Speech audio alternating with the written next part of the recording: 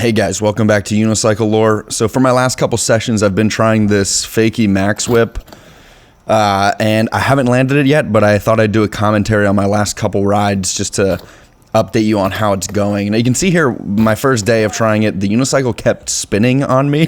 Like that one, I almost landed that one with the 180. I'm not trying to spin the unicycle. It's actually a bit annoying that it keeps doing this. And it's one of the things I wanted to fix in the later sessions. So that was my closest attempt for the first day. I was on the tire. I probably could have pulled it together if I was a little more like with it. But after that, I got a little, I started to get exhausted. I'm realizing that my cardio is actually a serious limiting factor in my riding at the moment. So hopefully if I can get these sessions in a little more frequently, that'll help. But yeah, that was day one. So the second day I was in the garage, and I actually had a little chat with Jack Sebin between rides, and he suggested trying to deliberately fakie flip in order to do like a more classic uni whip. And you can see I'm trying that here. I'm kicking backwards, and that was actually a little bit of a game changer in terms of controlling the whip. You can see it's spinning way less frequently than it was on the first day attempts. The big problem here was that I just jammed my pinky on that try. I kind of forgot what this was like. Now that I'm riding less frequently, I thought I was going to have to stop, but after a couple minutes, the pain went away. And right there, you can see I'm still not committing to these attempts. It took me forever to commit, even though I was whipping it pretty perfectly, which was super annoying because I was wasting all of my, this is like the capacity of how in shape I am.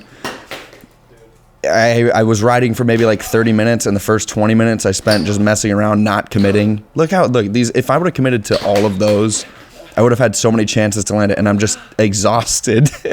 By that point in the ride, I got exhausted, and I hadn't even committed yet.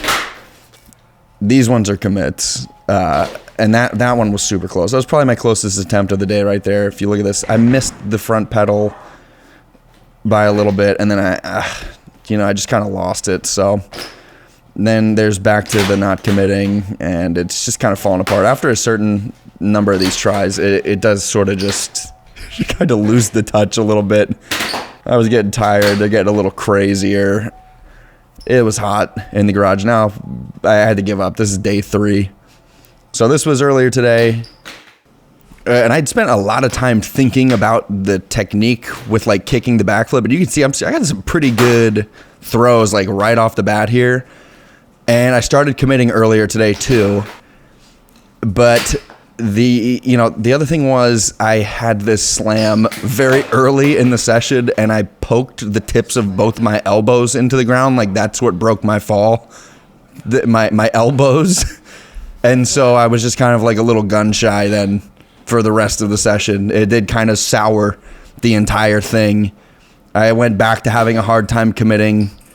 I was like keeping my distance from the unicycle, and then I just got gassed again like immediately. I have got to get in better shape. I did find that doing a fakie flip between tries helped me to kick it.